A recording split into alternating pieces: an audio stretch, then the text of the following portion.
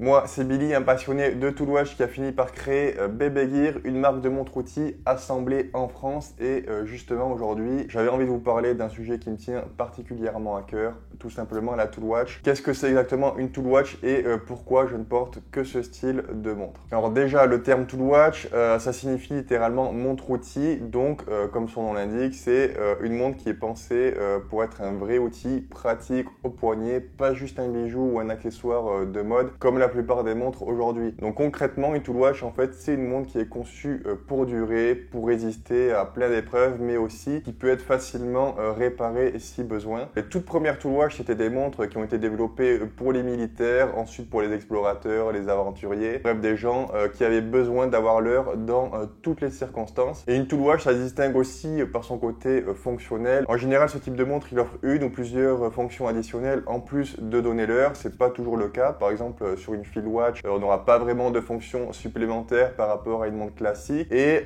d'ailleurs, même sur la Katana Patriot que je porte actuellement, c'est une Tool Watch parce qu'elle est ultra robuste et lisible. Et c'est tout ce que je lui demande pour la vie de tous les jours. Mais sur la plupart des Tool Watch, on a une fonction en plus et c'est ce qui est apprécié justement. Par exemple, on peut avoir une lunette de plongée rotative pour chronométrer le temps d'immersion, un chronographe pour un sportif qui veut chronométrer un temps ou même pour cuisiner, un tachymètre pour mesurer la vitesse d'une voiture ou de n'importe quel objet. Voilà, avec l'imagination, on peut même faire un télémètre balistique comme on a fait avec Bebe Gear sur la nouvelle Impact TLD. C'est une montre qu'on a conçue avec Sylvain Larmurier qui est faite spécialement pour les tireurs longue distance. Donc là, c'est vraiment très spécifique. On a même mis une fonction boussole qui fonctionne avec une 4e aiguille. Et ensuite, on a d'autres outils. Donc ce sont des rappels qui sont sur la boucle déployante. Et même sur le fond de boîtier, on a une gravure avec un tableau pour estimer la force du vent juste en observant les éléments naturels. Par exemple, quand les gros arbres bougent comme ça, on sait qu'on est à plus de 10 mètres par seconde. Voilà, si cette montre vous intéresse, je vous mets le lien pour l'acheter en description. En tout cas, voilà, une montre outil, ça a souvent un usage bien spécifique et elle est conçue pour aider dans un domaine particulier. Chaque modèle est taillé pour son environnement, lisible d'un coup d'œil en plein vol, résistant à la pression sous l'eau. Aujourd'hui, voilà, le terme il s'élargit un peu à toutes les montres robustes avec une utilité concrète. D'ailleurs, on a certaines montres style Garmin, etc. qui peuvent être considérées comme Tool Watch puisqu'on a énormément d'outils dessus. Donc finalement, qu'est-ce qu'il faut exactement pour une montre comme être catégorisée comme montre-outil? Donc déjà, en 1, on a la robustesse, c'est la base. Elle doit être solide, capable de résister à des gros chocs. Le verre doit aussi être solide, donc bien épais. En général, on a un boîtier qui est en inox ou en titane et une étanchéité d'au moins 100 mètres. Et moi, je préfère quand il y a une couronne vissée. Je trouve que c'est beaucoup plus sécurisé comme ça. Comme ça, on peut compresser un peu un 3e joint et ça améliore largement l'étanchéité. En 2, elle doit être lisible en toutes conditions. Ça veut dire qu'on doit impérativement avoir du volume sur le cadran et tous les éléments doivent être lisibles d'un coup d'œil.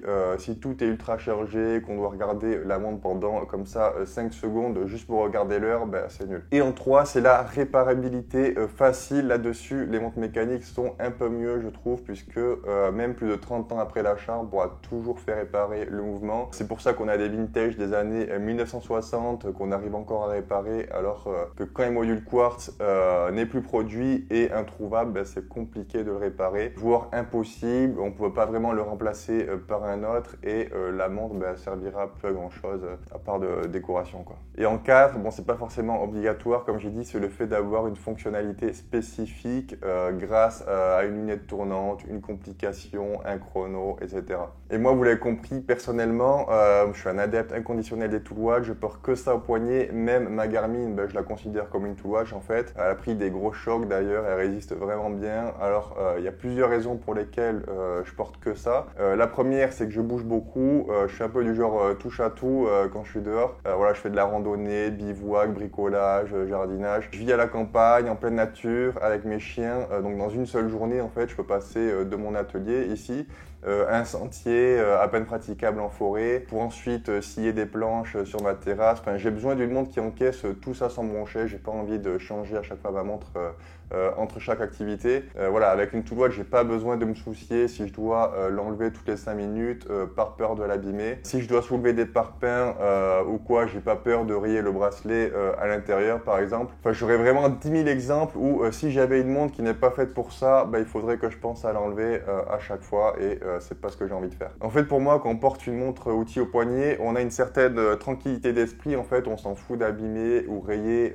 un marteau ou une pince. Là, c'est pareil. À aucun moment, je pense à si je vais abîmer ou pas ma montre quand je fais quelque chose. C'est un peu en fait une assurance finalement. Ça permet d'acheter une certaine tranquillité d'esprit quand je pars en trip nature plusieurs jours. Ma montre, voilà, c'est le dernier de mes soucis. Je sais qu'elle va marcher, point barre. Une autre raison, c'est que je vais souvent à l'océan, dans le Pays Basque ou les Landes et voilà, il n'est pas question de laisser ma montre sur la plage. Déjà à cause des risques de vol, ça arrive, et surtout parce que j'en ai besoin dans l'eau quand j'ai ma planche. Voilà, je peux rester 3 ou 4 heures d'affilée dans les vagues et voilà, si je suis avec d'autres personnes, on se donne rendez-vous à une certaine heure. Et puis même si je suis tout seul, je veux toujours savoir l'heure qu'il est en fonction de ce que je vais faire après quoi. Après, je pourrais avoir une montre classique pour la journée et je change pour une G-Shock par exemple quand je vais à l'eau, mais du coup je dois penser à prendre 2 montres, je dois penser à faire le changement avant de partir, etc. Enfin moi la plupart du temps j'ai cette Katana Patriot et je fais tout avec elle, elle est suffisamment classe pour être portée quand je suis bien habillé, elle résiste à tout et voilà, c'est tout ce que je lui demande. Et la dernière raison, c'est pas forcément à laquelle on pense de suite, mais c'est l'effet qu'une Tool Watch en fait, ça vieillit beaucoup mieux qu'une montre classique.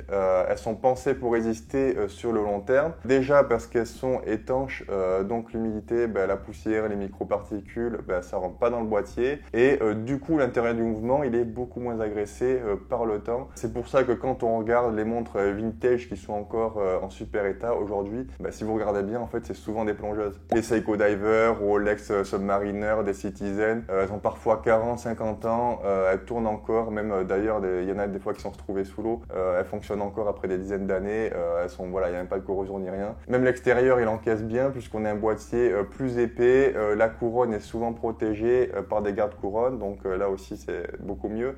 La lunette, elle est bien costaud, voilà, ça prend des rayures, ça c'est sûr, mais voilà, ça c'est du vécu, c'est pas de la vraie casse. Donc si vous voulez transmettre une montre qui traverse le temps, etc., en fait, je pense qu'il vaut mieux une Tool Watch. Pour résumer, je porte des Tool Watch parce qu'elles correspondent à mon mode de vie. Ça se trouve, ça correspond pas au vôtre. Mais voilà, en tout cas, pour moi, elles sont en accord avec mes valeurs aussi. Fiabilité, simplicité, durabilité. J'aime l'idée d'avoir un objet qui est conçu pour l'usage, pas quelque chose de purement décoratif, même si je critique pas. Et puisque je suis aussi un passionné, je trouve dans la Tool Watch une sorte d'équilibre parfait en fait entre l'utile et le passionnel. L'exemple parfait, c'est la dernière montre de tir qu'on a sortie avec Sylvain. C'est une montre de passionné, mais qui est aussi très utile au poignet. Dites-moi en commentaire si vous avez des Tool Watch, si vous portez que ça ou que vous changez en fait en fonction de ce que vous faites. Ça m'intéresse et surtout quel modèle vous avez pour voir un peu vos goûts et on se retrouve très vite pour une nouvelle découverte horlogère.